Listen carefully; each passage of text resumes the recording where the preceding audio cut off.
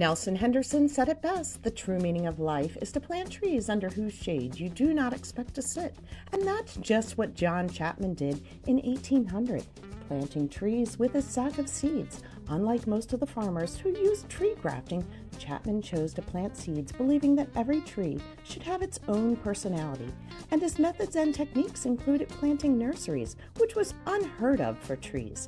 At the time of his death, he had planted over 1,200 acres, plus another 15,000 trees, and several hundred other properties with nurseries.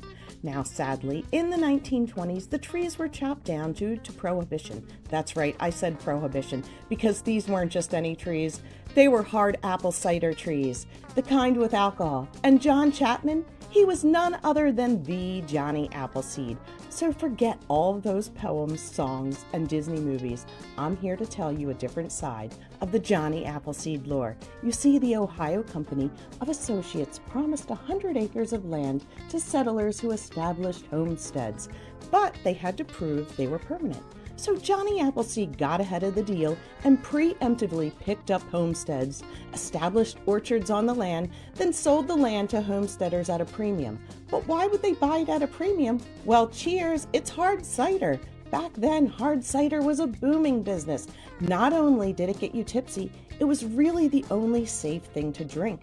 The water quality in the U.S. was frequently contaminated, so cider, beer, liquor, and cordials were the only safe options. So, are there any Johnny Appleseed trees left? Well, the only known surviving tree planted by John is on the farm of Richard and Phyllis Allegio in Nova, Ohio. And the tree, it continues to bear fruit.